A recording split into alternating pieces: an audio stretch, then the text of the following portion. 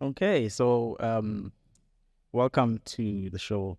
We on episode 2 of the male's role in society, and today we have a special guest. We have Put David with us. Firstly, Put David, we just wanted to bring on wisdom Yeah. into the podcast, and obviously, with age comes wisdom, and that's why we have you on here. So, how are you doing, Put David? Tell us how you doing. I'm good, gents. Thank you so much for having me. No, Yeah. no, it's Yeah, pleasure. man, pleasure. You know, when we're thinking about this topic, you can even ask him. You're like the first that person that popped up, because I mean, I always look at your socials. I see a lot of things that you do. Yeah. I can tell that you're a man of intention. Like you have your values. Yeah. You're a family man as well, Yeah. which I got to see, and I feel like that is what we need this conversation to mostly be about. Yeah.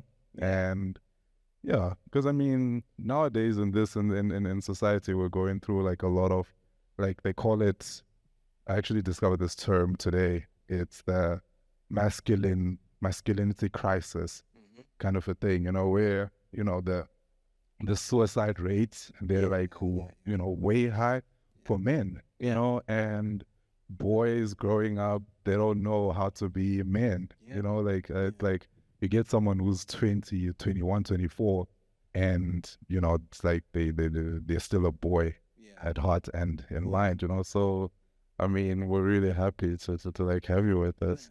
Thank you Really. so much, man. Thank you. So, already like, diving into it, I just want to find out from you, what is your definition of a man? Sure. Yeah, it's such. Yeah.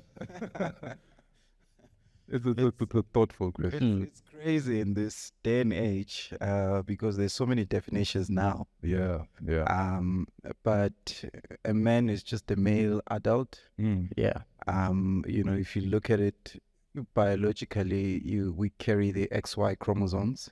Yeah, The female carries the XX chromosomes. yeah, So that separates us even from a gene level. yeah. yeah, But simply put, a man is just a male adult. That's it. We can define it biologically, your anatomy, what you have, what women don't have, what women have, what we don't have. Those are just the basics. Those are just the Yeah. basic differences. That's just what a man is. Yeah. A man is a developed boy. exactly. You can say so, but then as I'm sure as we go along, we'll see that it doesn't normally happen that way. The definition is broad. There's so many aspects that make up a man. Yeah, Because as you were saying in the beginning that, you'll find a man who's 40, well, a 6-year-old trapped in a 40-year-old body. yeah. So he's a man That happens. outwardly, Yeah. but inside he's not. Mentally he's not. Emotionally he's not. So, as you go further and further, then the definition broadens to say, oh, okay, so it's not only about the anatomy. Yeah. It's not only about a boy being It's not on the outside. exactly. So there's more to it than just, the outside. Yeah, I love what you said, but you're mentally not ready for, you're not an adult, and Yeah. that brings me to a question of how can you prepare yourself mentally to become an adult? So moving from a stage where you're obviously a young boy or woman and transitioning into adulting, how can you prepare yourself mentally for that? I don't really think there's a formula to preparing yourself, eh? As you grow, age itself, as it goes on, it forces you to be. I mean, if you're at school, you start off in grade 1. You're Yeah. probably 8, and by the time you're 16, you have to finish your matric. Yeah, So there's situations and the environment that you're in that kind of forces you to grow up. So you can't be 16 and still be playing with toys. yeah, So the fact that the years goes by and add on to you, and your body changes, you develop. If you're a guy, your voice changes, Yeah. and you start getting a beard, so all those things, just force you to mentally change. Yeah. You stop looking at yourself as a boy. Yeah. I mean, if you're 5, you could run around naked, Yeah. and then suddenly when you're 10, you're like, nope, I can't. Yeah. So now you suddenly realize that, oh, these girls, and I'm a boy, I can't. So it's as we grow and mature in years, it forces us to. Forces. Yeah, it forces us. Do you think now that any guy who doesn't, do you think in becoming a man, right, there's a certain level of intentionality, like self-development, that you need to go through, Yeah. because understanding from what you're saying is that as you grow older, your mentality changes, and that's true. Like you are going to what's the word? Adapt to your current environment, which is adulthood. Yeah. And with that though, there's still a thing, of differentiating between this man and this man. Yeah. Like this man, when you get to talk to him, it's like he's grown up and all that, but you can still feel like like there's no deepness there compared to the other guy. So in this growing up, from understanding what you're saying, what you're basically saying is that, you growing up, you going to develop and becoming that man. Yeah. That was just it. Yeah. So I think we can look at it in 2 ways. Yeah. So that part will be unintentional development. Yeah. So it's part of nature. You grow, you mature. Yeah. But then there's intentional development. Okay. What is that? That's when there's a separation from what you're saying. Yeah. I can see 2 guys, same age, different. Yeah. So this could happen, with what you're exposed to in your process of maturity and development, and what you choose to do with those situations that you find yourself in. Yeah. For example, we might be 21. I lose my parents at 7. You grow up with your parents. By the time we reach 21, I've learned so many things from 7 to 21 of surviving with our parents, fending for myself, how to be a teenager. I didn't know. Yeah. You have your father. Yeah. I start getting a beard. I don't have a father. Don't know how to shave. I don't know how to iron my shirt. My mom is not there. So then what I choose to do with the situation that I find myself in determines the kind of man that I become. So what I expose myself to, do I, just sit and go, well, I'm sad. I don't have parents, so I'm going to find a gang and join it. Choice. Or I'm going to develop myself. I'm going to be active at church, for example, and find positive role models that can model me to a man that I want to become. A choice again. And so that one is intentional. You consciously choose to say, I'm not going to go down that path. I want my life to turn out this way. And that choice then leads you to another choice. And by the time you reach 21, you're no longer the same guy as the 21-year-old who didn't go through the same experiences that you went through. Yeah. You're on the same age, but like it's different. It's different. And experiences make it different. Learning from your experiences. That's, actually, I feel like that's what you're saying, and it's big. A lot of people just allow situations to control them, instead of controlling how they perceive them, and like literally growing from them. I know a lot of guys who, because of the situations that they go through, instead of using that to fuel them and grow, it's like they allow the situations, they allow the negativity get through them. And you end up seeing them in clubs, you end up seeing them like, doing a whole lot of things that does more damage to them instead of growing them. And it's true. what about, okay, so back to you now. What's your definition of a man? I think when we spoke about this, the first thing that came to mind is a man is a leader. Yeah. Whether you're good at it or you're bad at it, you're still a leader. You're meant to lead your family. You're meant to lead people. You're meant to lead. I guess if we look at adjectives of being a leader, it's you meant to, I guess, control, and that could go into controlling your finances. So being a leader is what, for me, what a man is. And whether you're good at it, you're bad at it, you're neglecting your role of being a leader, you're still a leader. So that's what defines a leader, a man to me. Being a leader. Yeah, being a leader. A man is a leader. I think male headship is a big thing. Yeah. I mean, like you're married right now. I think you can understand the importance of male headship. Yeah. How is that nature? I don't think we can relate. We're still working on that process, but how is explain to us that whole male headship. I think, well, when we get into that, it's a good point. So as I said, that it keeps unfolding, this manhood thing, and we get to the first thing, which is leadership. Yeah. And if we look at the creation of human beings by God, created man first, and that makes him obviously the leader. Yeah. And then the woman was created after the man, taken out of the man. And God was intentional with that. There's no mistakes in him. He wasn't bored when he thought, let me create a man first. Yeah.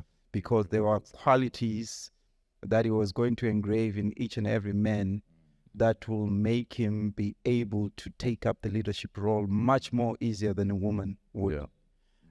Which is not to say that women can't be leaders. No, they can. But God made it intentionally that he'll give us, an anatomy that has more strength than a woman. Yeah. So that that when you get into a situation that needs leadership for men to stand up and carry something, you can do it easily. Yeah. And it will take 3-4 women to do it. You can do it easily. So it comes naturally easy to you. Yeah. So that's a part of it. And that creation by God to put men in the forefront as the head. Yeah. But it also brings us to the understanding that in as much as he created man as the head, God was there before the man. Yeah. So he is the ultimate head. He is. Yeah. So for whatever leadership that we need to get it from him. Yeah. See how he leads. See how he is the head. If we go to the word, it speaks about Jesus Christ being the head of the church. Yeah. So he's the leader of the church.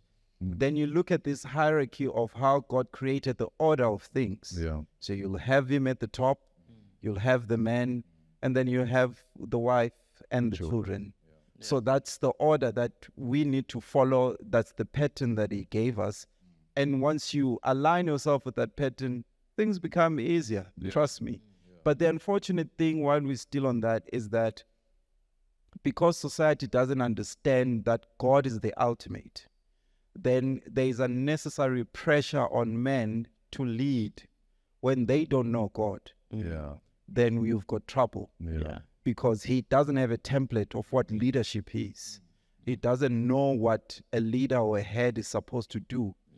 But it becomes easier because we've got the word and we know how God then dealt with men all throughout scripture, even how Jesus conducted himself. Then you can learn like, oh, that's how a leader is supposed to Yeah. be.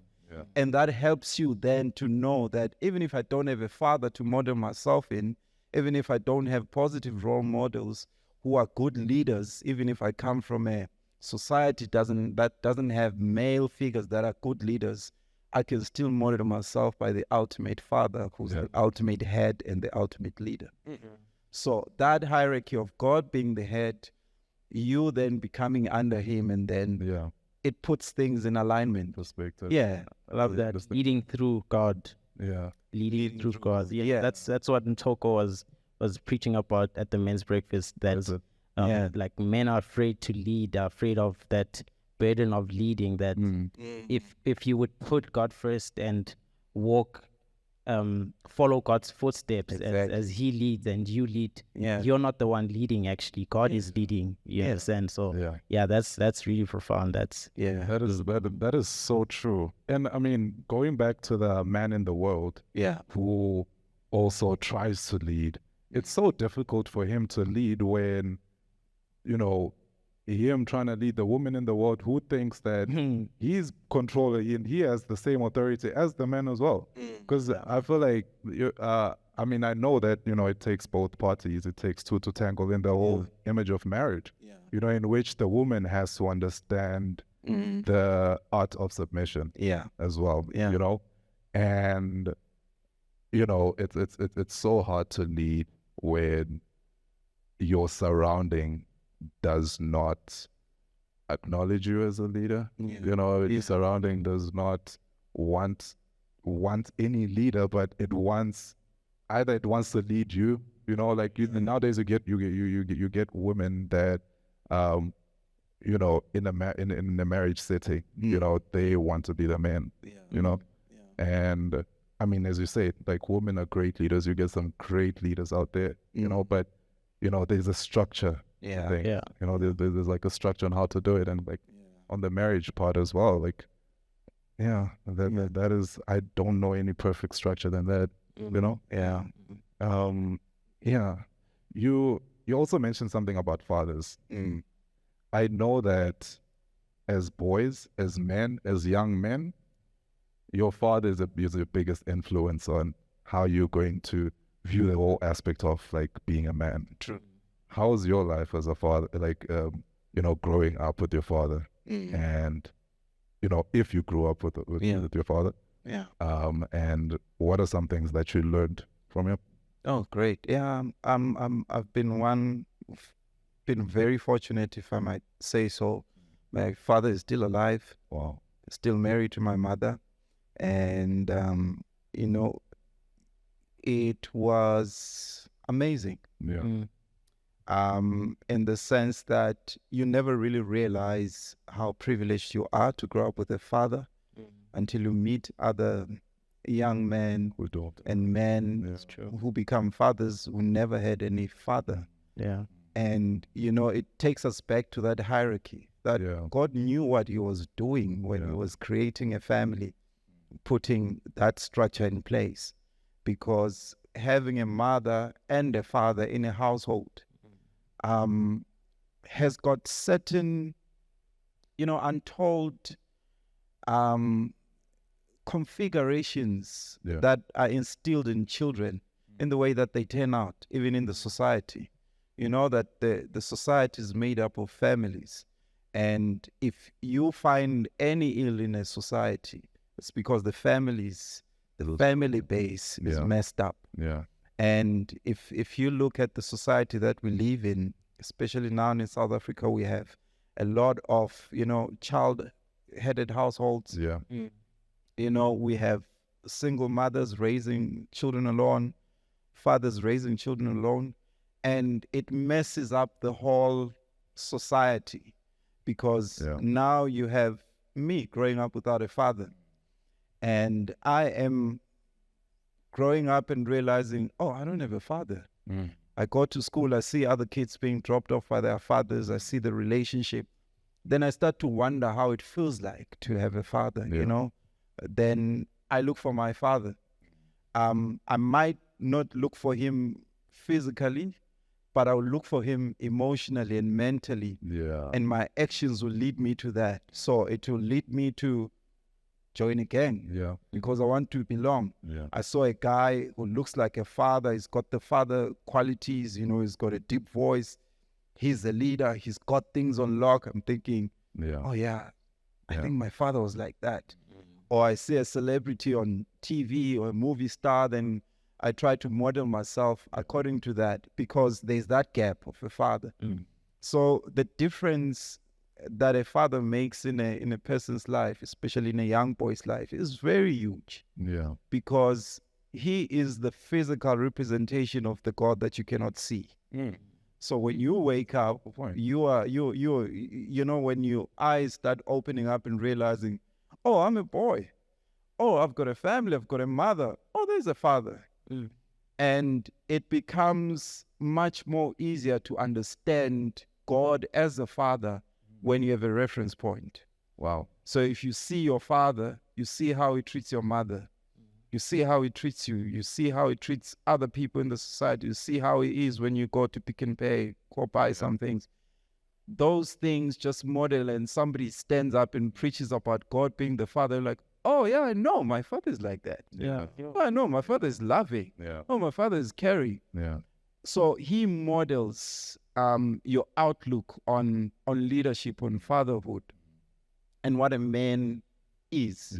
Yeah. And not having him in the picture puts you, it's like throwing you into a deep dark sea With no experience. with no experience, with no map. Yeah. You don't know what to do. Should you swim? Should you go under?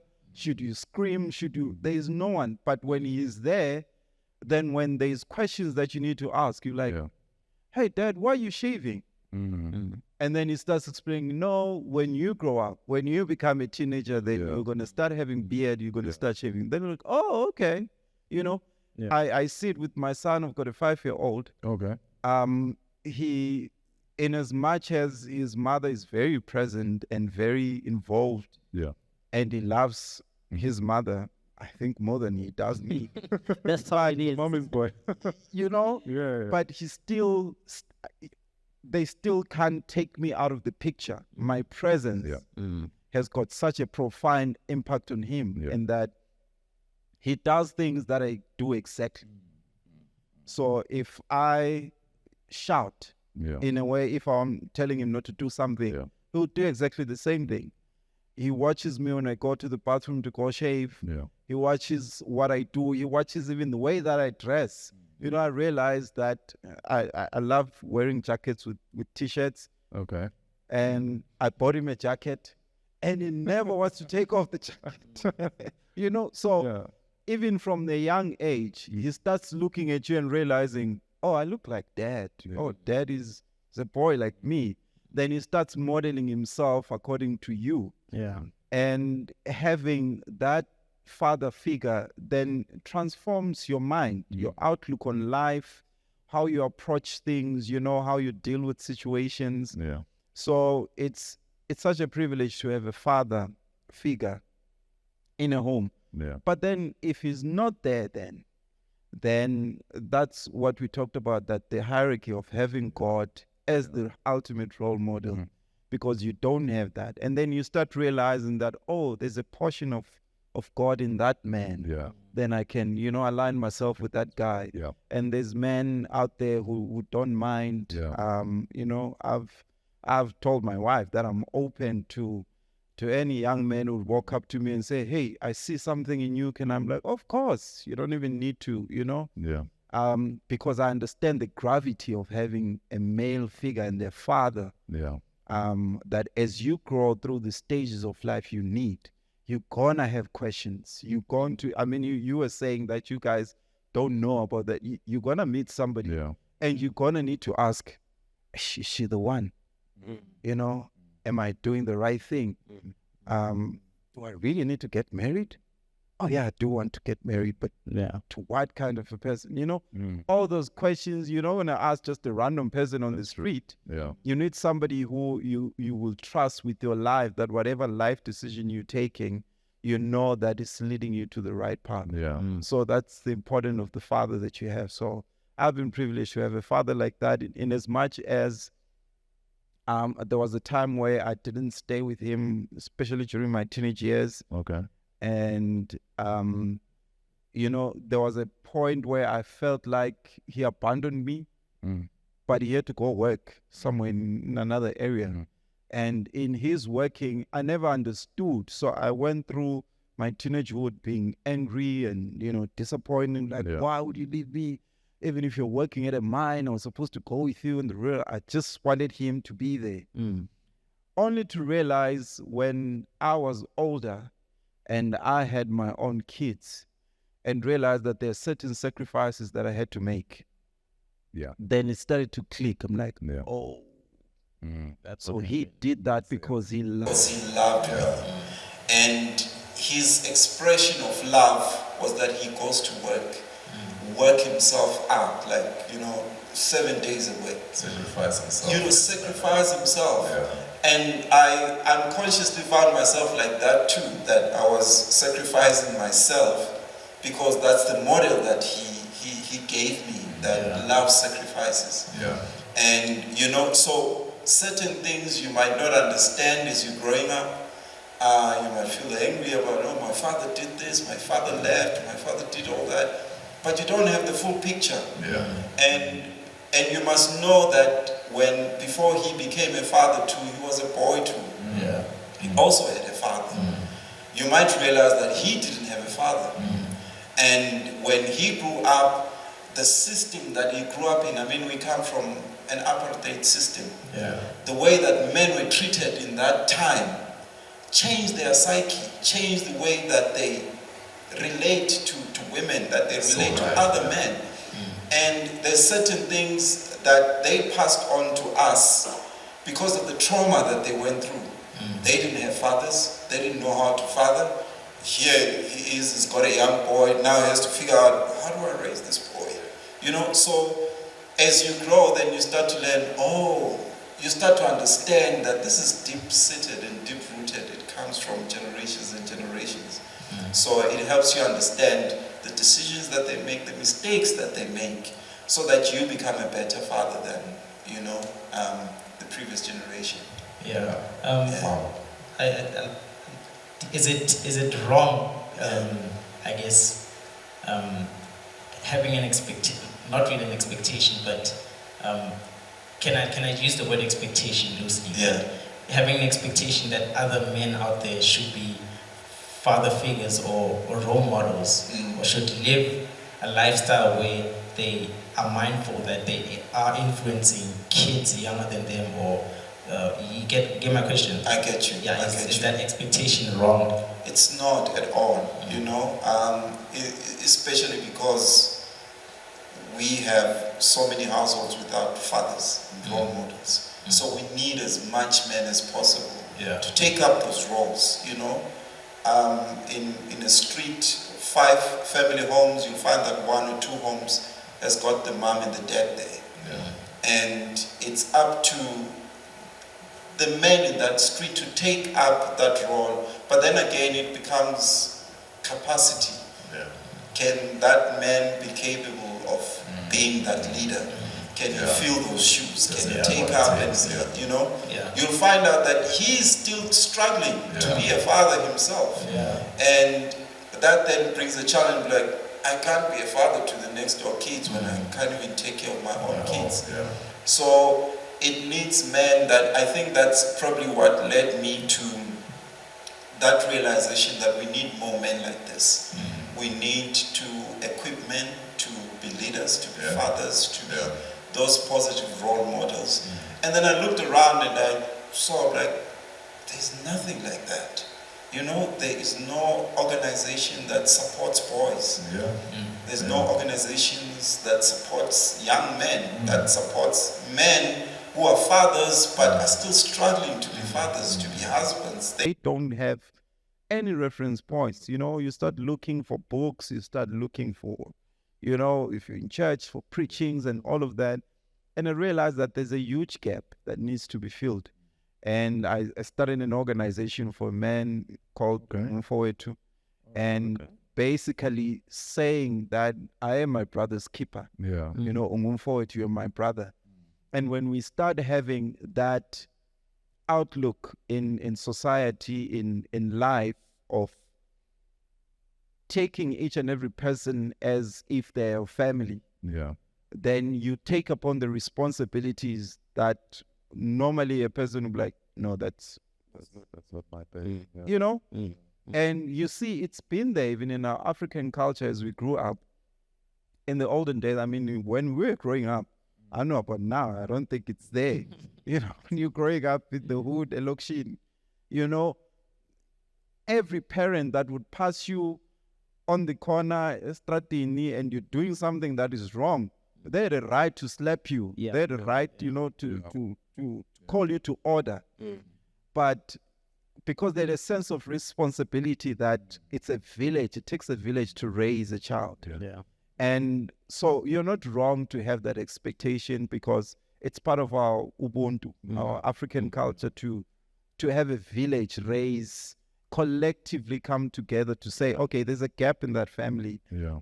There needs to be a positive role model there, because there's 5 boys being raised. If we don't take care of those boys now, 25 years later, we're going to have trouble in the society because nobody took care of those boys. As we are. As we are now, all those things that we think that, well, it's not my responsibility. It's going to affect you in the long run. It's going to affect your kids. Yeah. So if you close yourself up and go, no, your kids are not going to grow up in your household alone.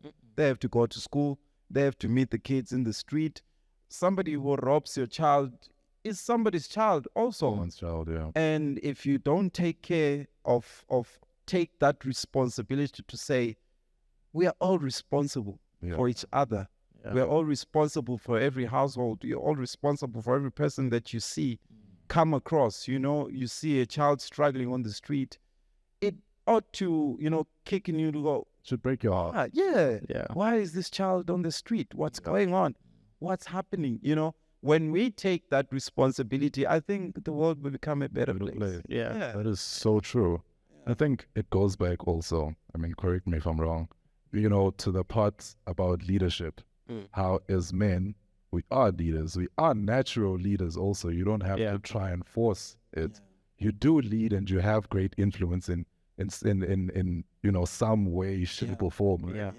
And the people you surround yourself with, even the little kids that look at you, you are influencing them. Are they in a good way or a bad way? Yeah. And so, we really need to be mindful of that. Like, it needs, to you to be conscious of the fact that you have influence. And what you say, what you do, what you entertain, it's going to influence someone. It will. Yeah. It's gonna touch someone's life for sure. Whether in a good way or a bad way. And Yeah. But David, what advice do you have for, I guess, people transitioning into adulthood? Yeah. I'm assuming boys. Yeah. Yeah. I guess I think we can touch on females too. I think we can get a male's perspective, a father's perspective on it too. Yeah. Or female.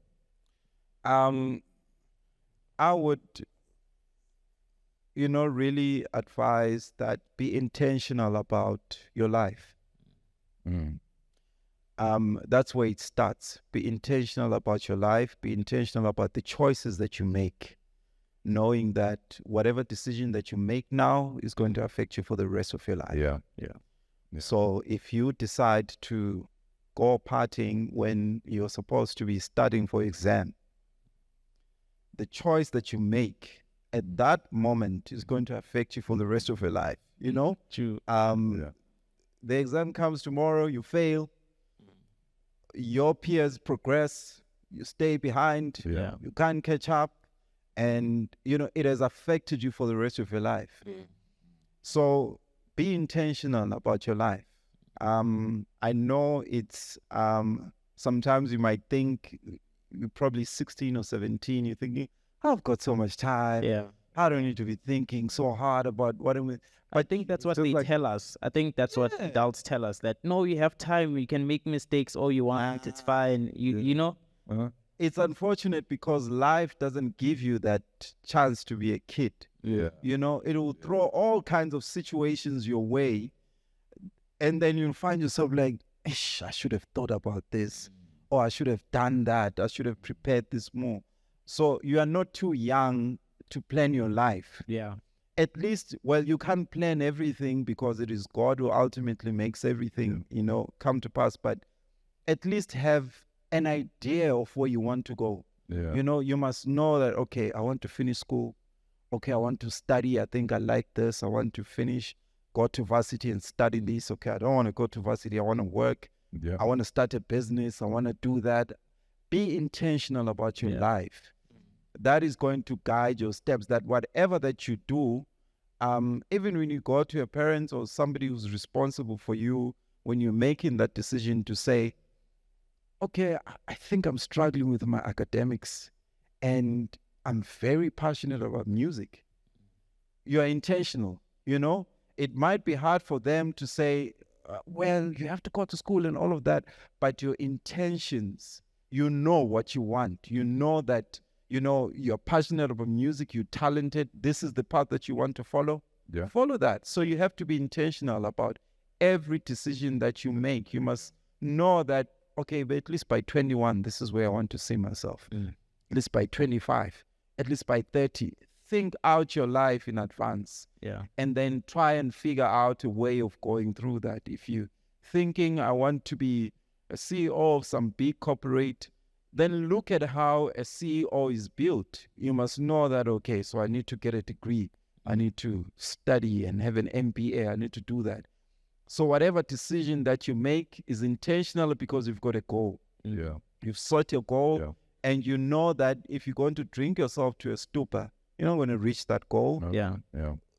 You're going to die of liver cirrhosis. You're going to walk on the street drunk and get hit by a car. So the decisions that you make are intentional because you know where you're going. Yeah. Even when you meet your peers, they're like, hey, bro, let's go. You're like, nah, my journey requires me to be this disciplined. My journey requires me to be this. And it helps you to get out of situations that you don't need to get into because you're intentional, you know. Yeah. So be intentional, set goals, Yeah. know where you're going. Just know where you're going. I know it's difficult to figure it out when you're young, but at least have a picture. Sense of direction. Yeah, you know, a sense of direction to say it doesn't need to be specific that this is where, just be like, I know I want to be the biggest musician. Yeah. I want to be the biggest artist. I want to be biggest influencer. You know, I want to be create brands. I want to do be intentional. Know that that's where you want to go. Then try and figure out, okay, how do I get there? That's true. Yeah. And I mean, the rest will follow along, right? Yeah. God will start, you know, you start noticing things popping up and you're like, okay. Yeah. You'll order your steps. It's always like that. Yeah. I once heard something, well, John Maxwell once said that, you know, you're not going to reach anywhere with, you know, if you don't know where you're going. Yeah. You know, like at the end of the day, you need to like have a sense of direction and life. You know, like things are not just gonna pop up. You're like, oh, this is what I've been wanting to do all my life. You know? Yeah. Yeah. It's the same thing when you take out the GPS, you have to put a destination. That's true. You can't press start without a destination to tell you Exactly. where you're going. Yeah. So you need to know where you're going, what you want, and that is going to guide your every other step. True. Yeah. True. That is so true. I know for me, I got to learn that, you know, big time because, you know, I'm gonna go back to what you said now about fatherhood. Yeah. Right. I never got to grow up with a father who was involved. Right. And so I got to just see for myself how important it is, you know, as you said again, like taking control of your life. Yeah. Choosing to look at the good side of that bad situation. Yeah. You know, like, because in every single predicament, you can learn from it or you can allow it to just beat you down. Yeah. Right. Yeah. And so I got to learn it for myself as well. You know, not having a father who was constant in my life, right? I didn't know how to control my emotions because I know for men, we really need to learn this emotional intelligence. It's very important as men, right? I never got to learn that. Even like mentally as well, like, yes, age changed my mentality, but at the same time, you know, I needed a different intention for, you know, my mentality to like Fully, form, fully develop. develop. And you know, I started taking intentional steps into changing, into growing, you know, into learning from those things that I went through. You know, because I know for myself as well, you know, like I wouldn't want to you know, like I don't want to hold everything up, you know, like I don't want to bottle things up, all that trauma, everything, because I know that once you hold trauma up, it plays out of you. Oh, it right? does. Like trauma is yeah, like it's just like it controls you. Actually, it says, you know, like subconsciously you know, people, if you're not healed, you know, you live out your traumas, Yeah. you know, like your coping Yeah. mechanisms and all that, you Yeah. know. Yeah. And so it took me to be intentional in healing, intentional in, you know, changing from like the kind of lifestyles that I didn't entertained, you know, like for me to realize the importance of taking control of your life, because Yeah. I mean, not everyone is going to grow up with the perfect family, Yeah. not even perfect family, but, you know, Yeah. with both parents, Yeah. you know, involved, who love you, who, you know, are there. You Yeah. know, like some of us go through so much in life, you know. and Yeah. It just, I think, you know, for those watching as well, you know, like people who don't know how to deal with their situations, who are not in a healthy, you know, setting of, what is it, marriage setting, Yeah. right? Yeah, like be intentional, you know, be intentional, as you're saying, like, be intentional, like with your steps. You have what it takes to, you know, pick yourself up and literally change your scenery. Yeah. You know, it's all perspective at the end of the day. True. And you know, you make such an important point there, because you can take everything away from a person, Yeah, but one thing that you can't take is their choice. yeah, yeah, So you always have a choice. that's true. You might find yourself in a situation and you think, oh, I didn't choose to be in this situation. Yeah, But you have a choice on how you react Yeah. and how you take that situation. You know, there's a saying that says it's not about the amount of the water that's around the ship.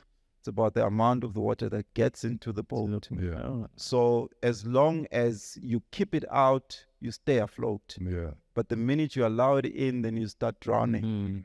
It's a choice. You choose to deal with your emotions, as you said. yeah, How are you going to deal when you start realizing, oh, I've got an anger issue? yeah, Your choice matters in that moment.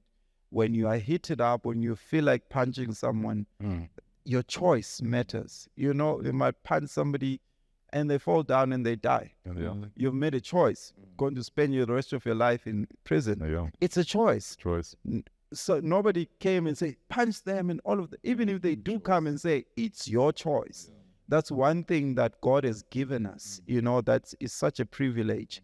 Even with him, Yeah, God gave every person a chance to choose him. yeah, He could have just intentionally just, you know, killed the devil and just made everyone just love him. yeah. But he gave every person a choice to say, here's a choice. But with every choice, there's a consequence. Yeah. Exactly. That's Yeah. what you get. Exactly. It's like that. We raised that point earlier on, you know, about in America, there's a lot of school shootings. Yeah. You know, it's that, and it's men, you know, and it's those men who don't understand the power of choice in their lives. They can't control their emotions, you know, and you know, it's just like a lot of brokenness that builds up, ending, you know, ending to that. It plays out. It plays Yeah. out. Just one last question, and then we wrap it up. Already? Yeah, already. What mistakes in your life did you learn from that you think would be valuable for us to take home? Mistakes. Yes, mistakes. There must have been. Ah, man, now you want to know my business. You know, Yeah, I think it's a very good question, because we learn from our mistakes. Yeah, I think one huge mistake, as we're speaking about being intentional and the choices that you make. I wasn't intentional earlier on about my life and how I wanted it to turn out. I was just like, oh yeah, no, I just want to finish school, and I just wasn't clear. Yeah. And that could have led me to down other paths that were just a waste of time. Like I look back now, and I think I started working when I was 19. Okay. Yeah, I had a good job at 19, moved out, got an apartment, I was good. And because I was not intentional, I didn't know where I wanted to be in a few years' time, 10, 15 years' time, I wasted a lot of money. Like, You're looking at it. I wasted a lot of money. And that's one mistake that I still carry to this day. I'm like, I should have made better financial choices. Yeah. I should have exposed myself more to people who were financially more intelligent than I was, Yeah. who made good decisions with their money. I'm just seeing all this money in my car, and I'm like, what am I going to do with all this money? Yeah. But if I had an intention and I knew what I wanted to do, I'd have learned about investing. I would have learned about, starting that business early. I would have learned about so many things that would have affected my life even now. I could have been in a better financial state than I am now. Yeah. So that's one mistake that I think I can look back at and go, I should have been more intentional about my finances. Yeah. And I think that's one thing that I would like, every young person who's watching to know that, finances play such a crucial role in our lives in this modern day. So have intentions with your finances too. Yeah. Know how to handle your money. Even if it's 10 Rand, it's 50 Rand. Know what you're doing with that money. Be financially intelligent. Know everything about anything. And anything about everything. Just be intentional about knowing something about investing. What are unit trusts? What is, property investment? All of those things. Teach yourself when you're still very young. Learn about those things. Trust me, they're going to be beneficial when you get to 30. You're like, I'm glad because you're going to see the results, as time goes by. I think it's something we're both practicing, very much. So That's great. there's a very, I think we saw a very big need for improvement there. So I think a lot of people are struggling with managing their finances. Yes. So that is a very important one. Very, very important one. Especially the young man. Financial freedom, that is everyone's wish. And it all starts with understanding how to deal and work with money. Exactly. Man, You need to learn. and that's where we need to start. Yeah. So, in closing, I just want you to explain further about this organization you started. Yeah. How, we can, how we can find it, ways, social medias, if there is. Yeah. So I started it in 2013, 14, around about there. I've always had, that thing about empowering guys, boys, because after my realization of that hierarchy that we spoke about in the beginning, I realized that if we don't fix the head, then the rest of the body is going to be in shambles. So we need to be intentional about empowering boys, young men, teenagers. And so I started it around 2014. I always had that burden, but I just didn't know what to do and how to, bring it to, initiate it. And I have a friend who's a musician, and he wrote a song. He had an album called Songs of Brotherhood. And he had a track there that is called Unravel. And when he released it, I was like, this is what, you're talking about, exactly. I'm like, okay, I'm going to call it Unravel. I spoke to him and he said, I've always had that burden too. So it made me realize that I'm not the only person. And when I started then trying to, intentionally bring other guys on board, speak to other men, then I realized that there's a huge gap. Yeah. You know, guys are struggling with depression. Guys are struggling with fatherlessness. Guys are struggling with emotional intelligence, as you were saying. So many things. And we just don't have a platform that allows us to be honest about our emotions and have someone who has gone through it and stand to tell the tale. You know, I've survived suicide. I've survived that portion of my teenagehood not having a father around. So I understand all of those things, and it will only take somebody who's been through something to speak effectively to somebody, because I can't speak to somebody. I've never struggled with drugs. In as much as I would want to help somebody, there's certain things that I won't understand. Yeah, but I understand that it all boils down to a certain thing, you know, which is the root of everything. So I saw that gap, that we are dealing with so many rotten fruits, and what society is doing is just trimming off those fruits and throwing them away, but the fruits grows back again. They're not really dealing with the roots. So we needed to go to the roots and find out, okay, that then calls you to find your space in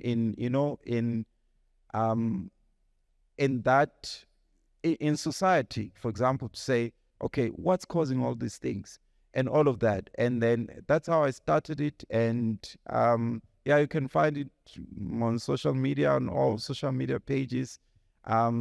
Do events, which is mostly the way that we reach men and young boys. So we post it on social media. And that's basically. What kind of events like you guys host? Men empowerment. We have breakfasts. We have teenage camp getaways. Anything that helps us reach more men, boys, teenagers. So we kind of separate it to boys, to teenagers, and men. And because they are all at a different stage in their life, we can't put them in one basket. So we have events in that are empowering, bring speakers and bring people who've been through certain things that can speak and empower young men and young boys. And we'll definitely put the links down. What did you say it's called?